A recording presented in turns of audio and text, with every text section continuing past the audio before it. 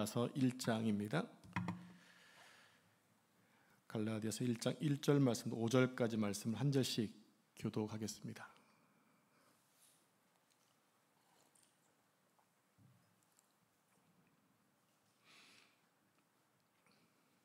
앞으로 주일날은 갈라디아서에 이렇게 책갈피를 껴놓으시면 좋을 것 같습니다. 우리 1절 말씀부터 5절까지 한 절씩 말씀을 교독합니다. 사람들에게서 난 것도 아니요 사람으로 말미암은 것도 아니요 오직 예수 그리스도와 그를 죽은 자 가운데서 살리신 하나님 아버지로 말미암아 사도된 바울은 함께 있는 모든 형제와 더불어 갈라디아 여러 교회들에게 우리 하나님 아버지와 주 예수 그리스도로부터 은혜와 평강이 있기를 원하노라. 그리스도께서 하나님 곧 우리 아버지를 뜻에 따라 이 악한 세대에서 우리를 건지시려고 우리 죄를 대속하기 위하여 자기 몸을 주셨으니 함께 읽겠습니다. 영광이 그에게 세세토록 있을지어다. 아멘. 이 말씀은 살아계신 하나님의 말씀입니다. 할렐루야. 하나님의 은혜와 평강이 여러분에게 가득하시기를 축복합니다. 오늘부터 복음 중에 복음이라고 불리우는 갈라디아서를 묵상하도록 하겠습니다. 오늘은 서론 부분만 생각해 보도록 하겠습니다. 갈라디아서는 종교개혁의 책이라는 별명을 가지고 있습니다. 왜냐하면 종교개혁자들이 이 책을 통해서 도전을 받고 종교개혁을 했기 때문입니다. 특별히 마르틴 루터는 갈라디아서를 자신이 가장 좋아하는 책으로 손꼽았는데 루터는 이런 말을 합니다. 나는 갈라디아서와 결혼을 했다. 이 책은 나의 아내다라고 할 정도로 갈라디아서를 무척이나 좋아했습니다. 제가 이처럼 소중한 갈라디아서를 강의하고자 마음먹은 이유가 있습니다. 갈라디아서의 핵심 주제가 무엇이냐면 다시 복음으로 돌아가자는 뜻이거든요. 다시 복음으로 돌아가자. 제가 담임 목회를 하면서 1년에 설교를 520편 정도 준비합니다. 그리고 400편 이상을 설교를 하고 있거든요. 그리고 여러분은 저의 설교를 듣고 신앙생활을 하고 있습니다. 그런데 만약 제가 성경적인 설교를 하지 않고 성경과 다른 복음을 전한다면 저는 여러분들의 영혼을 훔치는 도적이 될 것입니다. 그래서 저는 지난 5년간의 제 설교를 한번 돌아봤습니다. 저는 나름 저의 설교를 저는 나름 철저하게 복음적이고 성경적인 설교를 했다고 생각합니다. 그래서 저는 저의 설교를 듣는 성도들의 영적 상태가 궁금했어요. 성도들의 신앙이 성장하고 성숙되고 있는가? 제 설교를 통해 우리 성도들이 이 마지막 시대에 복음으로 살기 위해 처절한 싸움을 하고 있는가? 성도들이 말씀을 듣고 그 말씀이 살아있는 말씀이 되기 위한 그런 삶을 살고 있는가 하는 생각이 들었습니다. 그래서 이번 갈라디아서 강해를 결정하면서 복음을 더 복음대로 전해야겠다는 다짐을 하게 된 것입니다. 바라기는 여러분들이 이 갈라디아서 강해를 통해서 다시금 복음 앞에 섰으면 좋겠습니다. 실은 이 어려운 책을 결정하게 된 배경에는 다시 복음으로 돌아가자는 게 있지만 부쩍이나 많이 부딪힐 사람도 있을 것입니다. 또 시험에 들 수도 있을 것입니다. 그런데 이 말씀에 집중하시면 여러분의 영혼이 살 줄로 믿습니다. 왜냐하면 바른 복음이기 때문에. 그럼 다른 것들은 다 다른 성경책은 다 다른 복음이냐? 아니에요. 복음은 복음인데 그 말씀을 다르게 지켜왔다라는 거예요. 바른 복음을 다르게 지켜왔고 다르게 생각하고 살아왔기 때문에 다시금 바른 복음으로 돌아가자는 거예요. 그럼 뭐냐? 이 말씀대로 우리가 지켜 살면 내 영혼은 안전하다는 것이죠. 그동안 여러분들이 진리인 줄 알고 믿어왔던 복음이 만약 다른 복음이었다면, 그래서 구원과 멀어졌다면 얼마나 안타깝고 억울한 일이겠습니까? 올 하반기 동안 우리 모두가 바른 복음 앞에 서서 자신의 신앙을 진단해보고 바른 신앙의 길을 가기 위해서 몸부림치고 애쓰고 수고하고 격려하는 그런 시간들이 되었으면 좋겠습니다. 그래서 여러분들이 저희 설교를 위해 준비를 위해 기도를 많이 해주시기 바랍니다. 누가 듣기 때문에? 여러분이 듣기 때문에 그런 거예요. 그 설교 준비를 잘 할 수 있도록 기도해 주시기 바랍니다. 자, 저를 한번 따라해 보시기 바랍니다. 다시 복음으로 그런 은혜가 있기를 축복합니다. 삼국지를 보면 조조에게 이런 일화가 있습니다. 조조 아시죠? 아침에 가면 영할인데 그런 조조가 아니라 조조를 얘기합니다. 조조가 동탁을 죽이려다가 실패해서 감옥에 갇히게 됩니다. 그때 감옥의 책임자로 진궁이라는 사람이 있었는데, 진궁은 조조가 대의를 위해 동탁을 죽이려 한 것에 감명을 받아서 그를 탈출시키고 함께 도망을 갔습니다. 그래서 조조는 평소에 잘 알던 여백사라는 사람의 집으로 피신하게 되는데, 여백사는 그들을 반갑게 맞이한 이후에 잘 대접하기 위해서 직접 술을 사러 나갑니다. 조조와 진궁은 쫓기는 몸이었기 때문에 바짝 긴장하고 있었는데, 뒷마당에서 칼 가는 소리가 들리는 거예요. 그 칼 가는 소리를 긴장해서 듣고 있는데 사람들이 이런 말을 하는 것입니다. 어떻게 죽일까? 먼저 결박하고 죽일까? 이 말을 들은 조조는 여백사가 현상금 때문에 자기들을 죽이려고 하는 줄 알고 칼을 들고 나가서 칼을 갈던 사람들과 여백사의 모든 가족을 죽여버리고 맙니다. 그런데 나중에 보니까 저 구석 한편에 돼지 한 마리가 묶여 있었던 거예요. 종들은 주인의 지시를 받아 손님을 극진하게 대접하기 위해서 돼지를 잡으려고 했던 것입니다. 두 사람은 크게 당황해서 여백사가 오기 전에 도망을 가는 중에 중간에서 술을 사오던 여백사를 다시 만나게 됩니다. 여백사가 왜 이렇게 빨리 가냐고 묻자 조조는 아무래도 빨리 피하는 게 좋을 것 같아서 그렇게 둘러대고 인사하고 헤어지게 됩니다. 그런데 헤어져 조금 가던 조조가 갑자기 되돌아서서 여백사를 또 죽여버리고 맙니다. 진궁이 깜짝 놀라서 묻습니다. 그의 가족을 죽이는 것만으로도 너무나 미안한데 어떻게 그까지 죽일 수 있습니까? 그때 조조가 이렇게 대답을 합니다. 여백사가 집에 가서 가족이 죽은 것을 보면 틀림없이 우리에게 원한을 품고 고발할 것입니다. 그래서 죽였습니다. 그런데 조조는 이런 말을 남깁니다. 내가 남을 배반할 수는 있어도 남이 나를 배반하게 할 수는 없습니다. 진궁은 조조가 영웅인 줄 알고 도왔는데 알고 보니까 간웅인 것을 알고 그와 헤어졌다는 얘기입니다. 이 이야기에서 아주 중요한 사실이 하나 있습니다. 그것은 우리가 어떤 말을 들을 때 그 말을 하게 된 상황을 잘 알지 못하면 오해할 수 있고 엄청난 사고를 저지를 수 있다는 겁니다. 그러니까 모든 말에는 뭐가 있다는 얘기예요? 상황이 있다는 얘기입니다. 그리고 상황에 따라 그 말도 같은 말이지만 의미가 달라질 수 있다는 거예요. 어떻게 죽일까? 돼지를 어떻게 죽일까인데 자기를 어떻게 죽일까로 오해했던 거지요. 그러니까 이 말은 돼지를 죽이겠다는 뜻이었는데 자기를 죽이는 줄 알고 오해해서 모든 사람을 죽이게 되는 일이 발생하게 되었다는 얘기입니다. 그러므로 어떤 말의 의미를 바르게 이해하려면 그 말을 한 상황을 반드시 이해해야 한다는 것입니다. 우리가 중간에 말만 끊어서 들으면 아주 오해할 수 있는 경우가 많이 있지 않습니까? 자, 성경도 마찬가지입니다. 성경에 나오는 많은 말씀도 그 말씀을 하게 된 상황이 있는 거죠. 그래서 성경을 바르게 이해하려면 그 말씀의 앞뒤의 배경과 상황을 반드시 보셔야 됩니다. 그래야 정확한 해석을 하게 되고 정확한 적용을 할 수 있게 되는 거예요. 제가 설교 중에 배경을 자주 말씀드리는 이유가 있습니다. 그 배경을 잘 알지 못하면 말씀을 이해하기가 어렵기 때문에 그래요.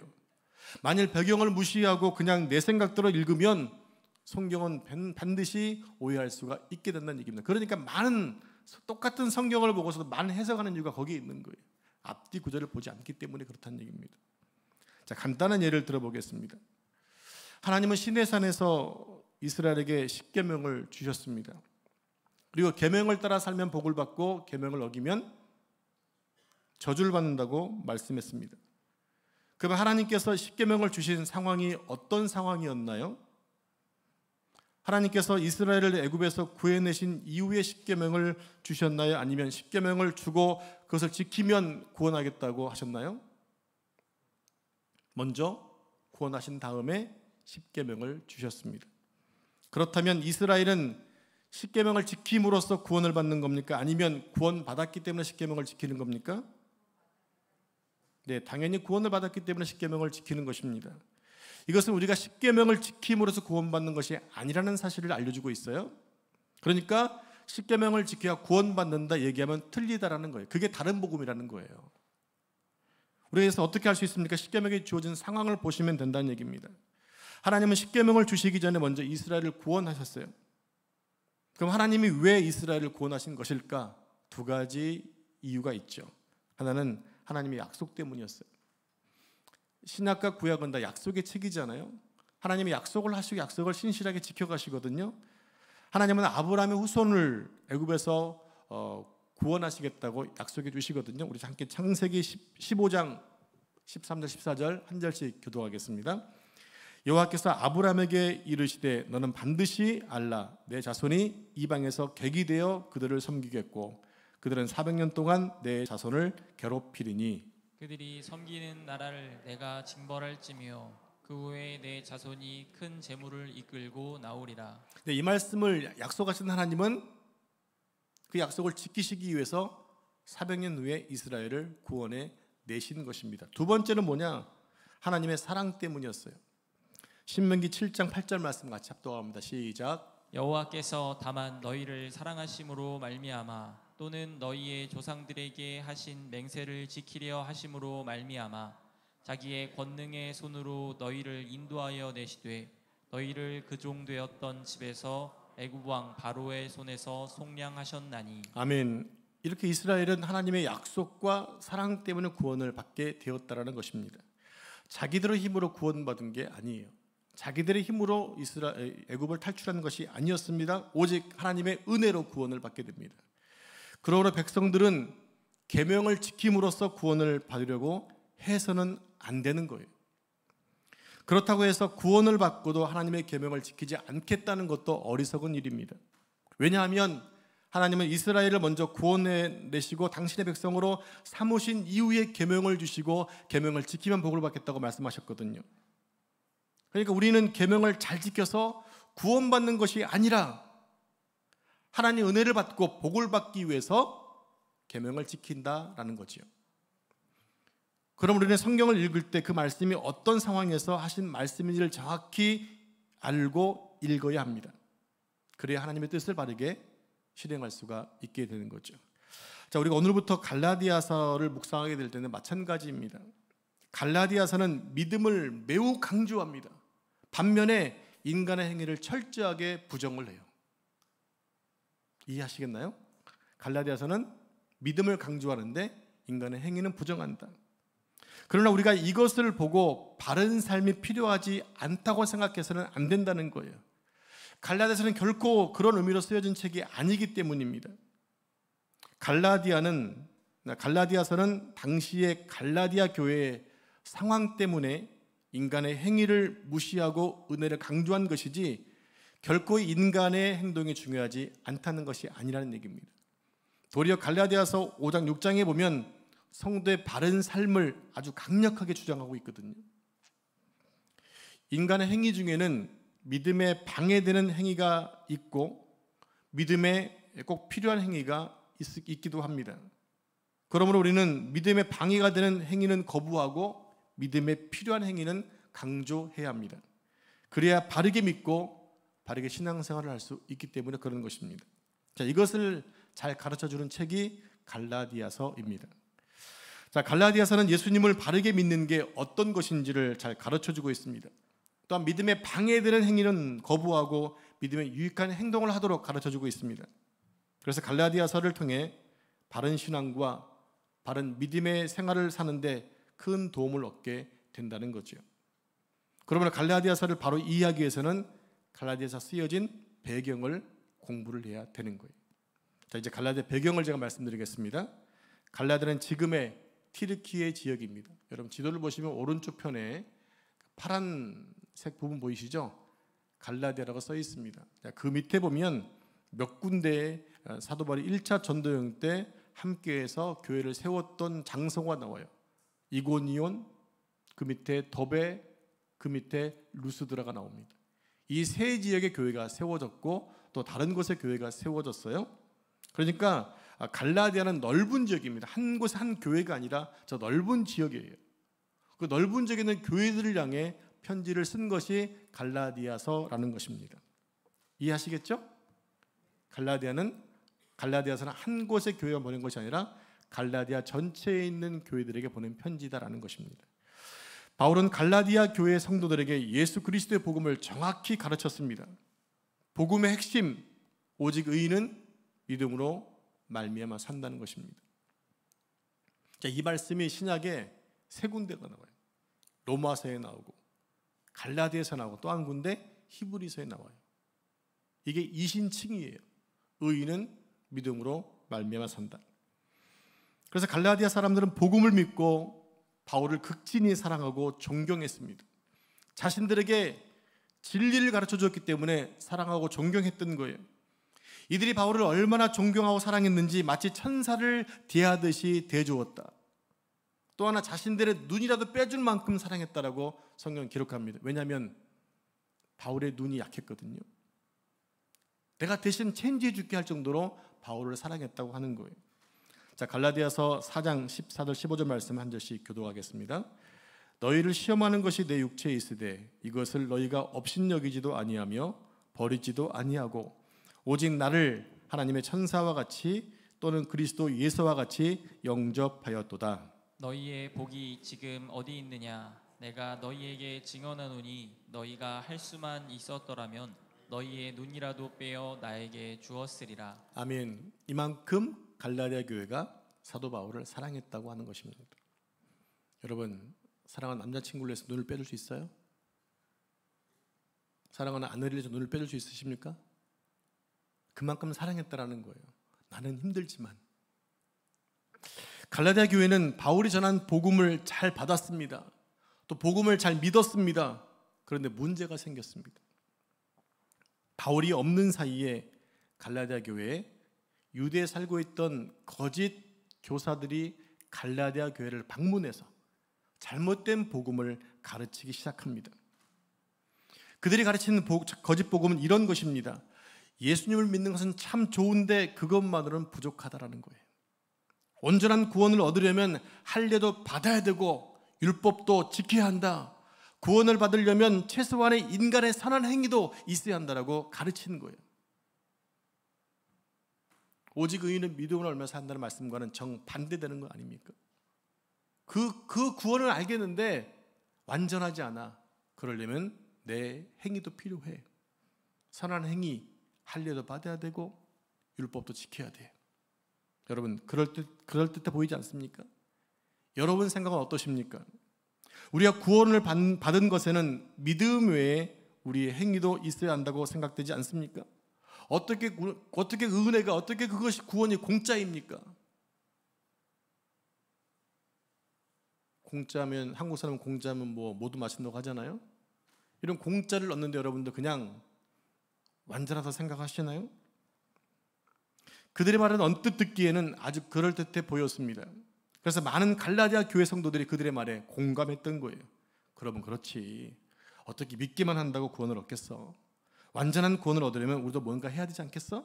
할례도 받고 율법도 지키자 라고 돌아섰던 사람이 많이 생겼다는 얘기입니다. 갈라디아 교회 성도들의 생각에 바울이 전한 복음에는 구원이 너무 쉽게 주어지는 거예요. 어떻게 믿기만 하는데 구원이 가능하냐?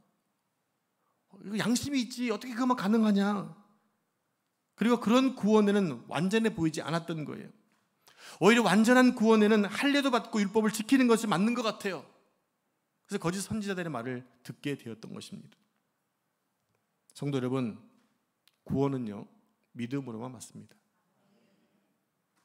구원은 믿음으로만 맞습니다. 사람은 절대로 율법을 지킴으로 구원받지 못합니다. 사람은 절대로 율법을 다 지킬 수 없기 때문입니다. 율법을 지키지도 못하는데 어떻게 율법으로 구원받겠다고 하겠습니까? 그래서 구원은 은혜로 오직 믿음만으로 받도록 그렇게 하나님이 길을 만들어 놓으신 거예요. 그거 외에는 방법이 없다고 말씀해 놓으시는 거예요. 그게 우리를 사랑하신 하나님의 은혜인 거죠.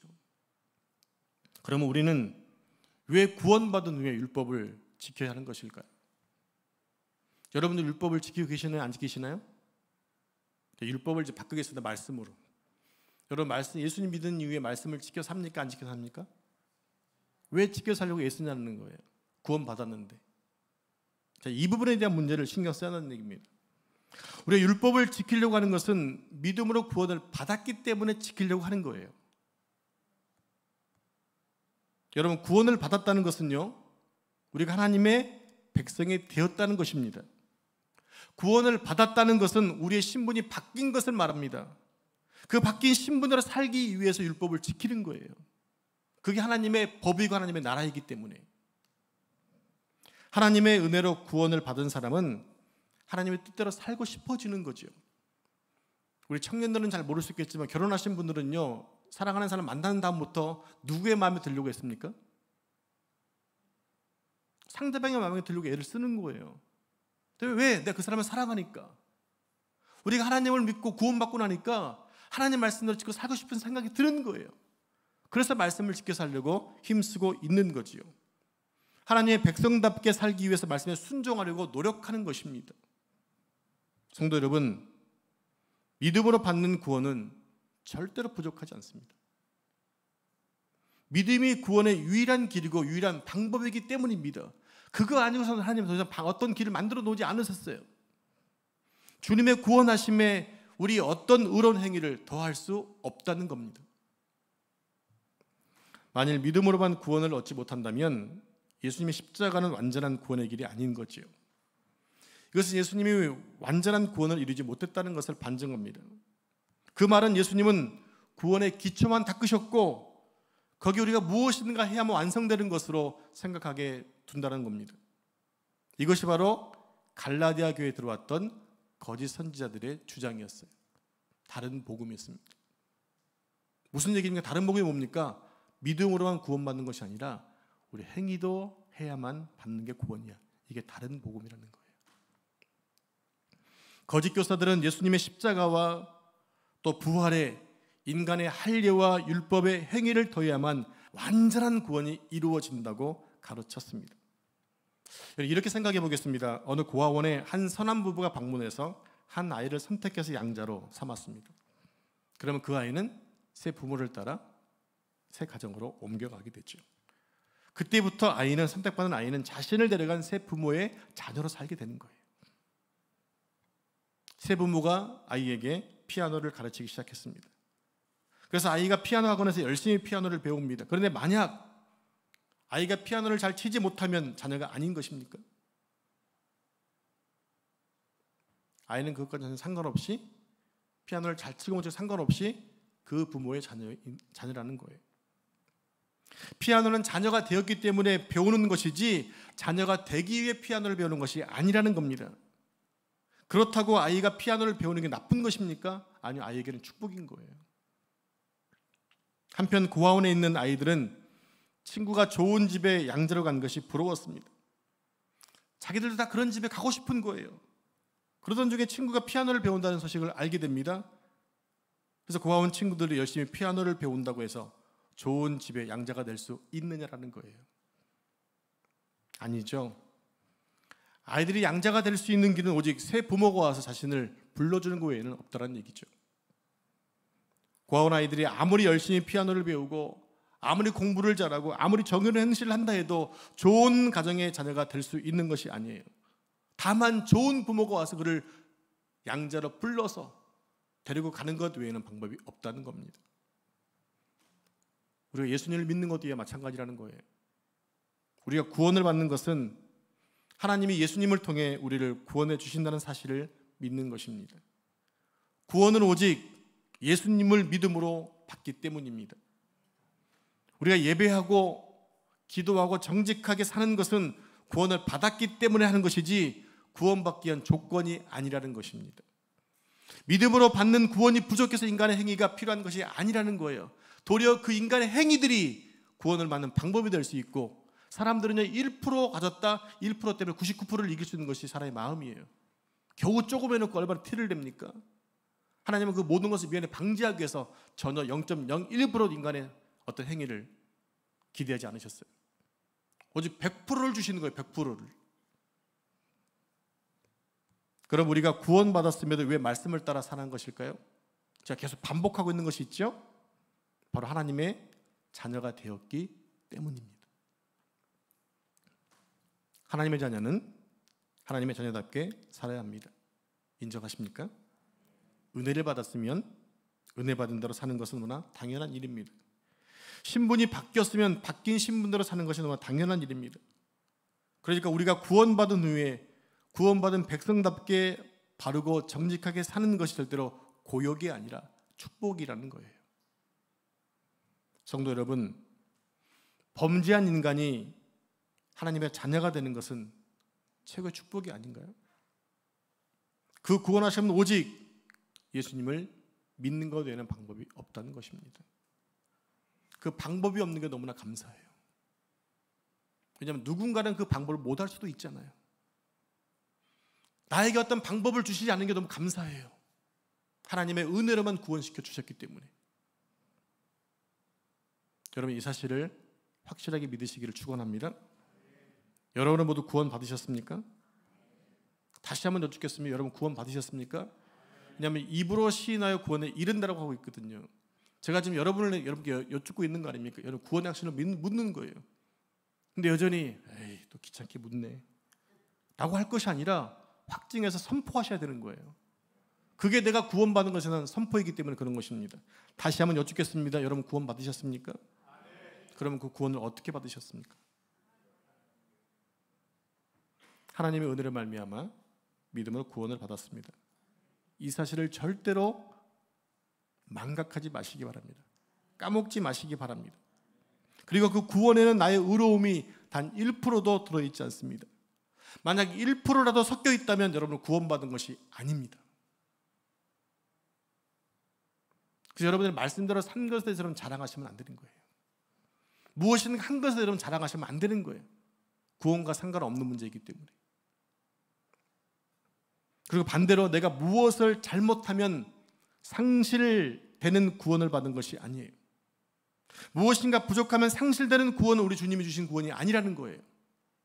그런데 거짓 교사가 얘기하는 게 뭡니까? 그래, 구원은 예수님 믿어야 돼. 그렇지만 인간의 행위도 들어가야 되거든. 근데 만약에 인간 행위가 부족하면 그거 못 받는 거야. 동일한 얘기잖아요. 근데 주님은 우리에게 그렇지 않았다는 얘기입니다. 오직 한 가지 믿음으로만 구원받게 하셨다라는 거예요. 그런데 중요한 것은 이 축복 안에 하나님의 자녀답게 사는 것이 포함되어 있어요. 왜 하나님의 자녀답게 사는 게 축복일까요? 하나님의 자녀답게 살면 하나님께 기쁨이 되기 때문에 그런 것입니다. 우리 어린아이들이 엄마 아빠에게 기쁨을 주려고 얼마나 많이 애를 씁니까? 여러분 그러셨죠? 그래서 보면 기뻐하시잖아요. 볼 때가 그림 같지도 않은 거 그려왔는데 야 잘했다, 우리 아들 진짜 그림 잘 그리네 막 하잖아요. 왜? 나를 위해 그려왔다는 게 감사해서. 나의 수준과 자녀의 수준은 너무 다르지만, 나의 수준과 하나님의 수준은 너무 다르지만 그것만으로 기뻐하는 것이 부모이고 하나님이라는 거예요. 내가 말씀대로 살려고 노력하는 그 자체만 모두 하나님은 기뻐하신다라는 거예요. 그런데 우리는 하나님의 자녀가 된 후에도 온전히 살지 못할 때가 많이 있죠. 그러면 완전한 하나님의 자녀가 아닌 것일까요? 반쯤만 하나님의 자녀가 되는 것일까요? 아닙니다. 우리는 실수하고 넘어지고 율법을 지키지 못해도 완전한 하나님의 자녀입니다. 여러분, 새 부모가 고아원에서 아이를 데려오면 깨끗이 목욕을 시켜주겠죠. 그러면 목욕하기 전에는 자녀가 아니고 목욕한 후에만 자녀입니까? 그리고 목욕을 시켰는데 다시 더러워지면 자녀가 안 되는 것입니까? 그렇지 않다는 것입니다. 이 아이는 목욕을 하기 전에 이미 자녀가 된 것이에요. 그리고 목욕한 후에 더러워져도 완전한 자녀입니다. 결코 목욕이 자녀가 되고 안 되는 조건이 아니라는 것이에요. 뭡니까? 그 부모의 선택이라는 거예요. 마찬가지로 유대인들이 주장하는 할례나 세례가 하나님의 자녀가 되는 조건이 아닙니다. 할례나 세례는 구원의 조건이 아닌 거예요. 그럼 세례 뭐하러 받습니까? 그건 내가 구원받은 자임을 표현해내는 것뿐이에요. 그것이 구원 조건이 아니라는 얘기입니다. 우리가 오직 믿음으로 하나님의 은혜를 받아들이면 완전한 구원을 받고 완전한 하나님의 자녀가 되는 것입니다. 그러나 우리가 세례를 받고 바르게 사는 것은 우리가 구원받았기 때문에 감사하며 사는 우리의 삶의 모습이라는 거죠. 주님은 그 모습을 통해 기뻐하시고 또 거기에 맞는 상급도 허락해 주신다고 하는 것입니다. 그런데 갈라디아 교회에 거짓 교사들이 들어와서 할례를 받지 않으면 구원이 완성되지 않는다고 가르쳤습니다. 율법을 지켜야 구원이 된다고 가르쳤습니다. 그들은 그리스도의 십자가 은혜로는 구원을 얻기에 뭔가 부족하다고 가르치는 거예요. 그런 잘못된 가르침에 쉽게 넘어간 갈라디아 교회 소식을 들은 바울은 너무나 안타까웠던 것입니다. 더욱이 거짓 교사들은 바울을 따르는 교인들을 자기 편으로 만들기 위해서 바울의 사도권마저 부인하게 됩니다. 바울은 진짜 사도가 아니에요. 그는 예수님과 함께 하지도 않았고 예수님의 가르침을 받지도 않았어요. 누가 그를 사도로 세웠는지도 몰라요. 그가 전한 복음이 바른 복음이겠습니까? 라고 설득했던 거죠. 그래서 바울은 그것을 방치하면 수많은 교인들이 지옥으로 갈 게 뻔하자 바울은 맹렬히 거짓 선지자들을 비판합니다. 구원은 오직 믿음으로 받는 것이지 사람의 어떤 행위나 업적으로 받는 것이 아니라고 주장합니다. 그리고 바울이 자신의 사도성에 대해서 아주 예민했던 이유가 있어요. 한 가지입니다. 자신의 사도성이 부정되면 자신이 전한 복음이 부정되기 때문에 그런 거예요. 여러분, 거짓 선지자가 얘기한 것이 바른 복음일 수 없잖아요. 그러니까 자신의 사도성이 부정돼 버리면 그동안 예수님을 믿음으로 구원받는 그 자체가 다른 복음이 돼 버리기 때문에, 변질돼 버리기 때문에 자신의 사도성을 주장하는 거예요. 나는 사도이고 내가 전한 말은 맞는 것이다라고 얘기하고 있는 거죠. 그래서 자신의 사도성에 대한 부분을 계속 이렇게 변론하게 되는데, 이것은 다음 주에 깊이 묵상해 보도록 하겠습니다. 오늘 우리가 확실하게 짚고 넘어갈 부분이 있습니다. 우리의 구원은 오직 예수님을 믿음으로 이루어진다는 사실입니다. 인간의 어떤 행위도 우리의 구원하심에 포함될 수 없습니다. 다만 하나님의 은혜에 대한 우리의 믿음이 하나님의 자녀가 되는 권세를 받게 한 것입니다. 그리고 우리의 구원 문제는 아주 시급한 문제입니다. 우리의 구원 문제는 아주 시급한 거예요. 나중에 시간이 있을 때 구하고 얻을 것이 아니라 지금 바로 구원받는 문제를 해결해야 한다는 거예요. 왜 그렇습니까? 내일이라는 시간 우리에게 다시금 주어지지 않을 수 있어요.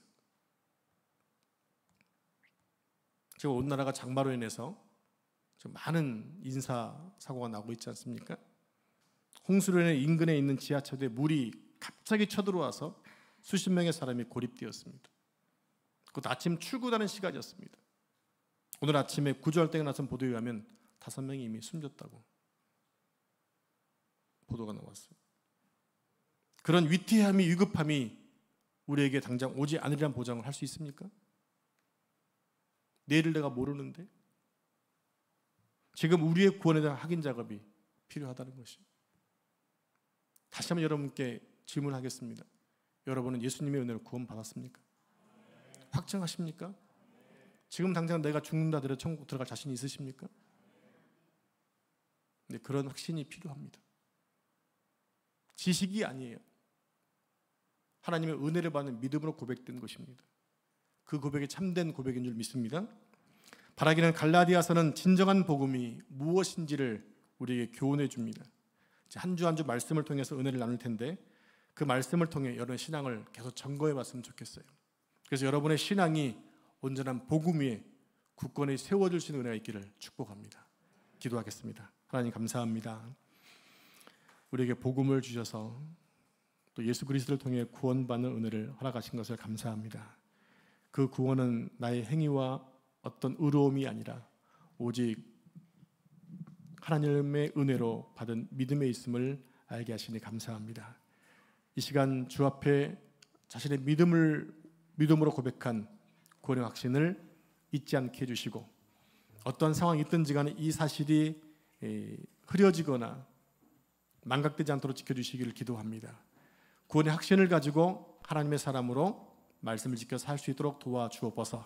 하나님 말씀이 진리이기에 그 말씀을 지켜 살기 위해 치열한 우리의 몸부림도 있게 해주시고, 주님의 돌보심과 은혜로 인하여 늘 승리할 수 있도록 축복해 주옵소서.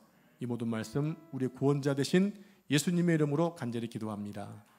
아멘.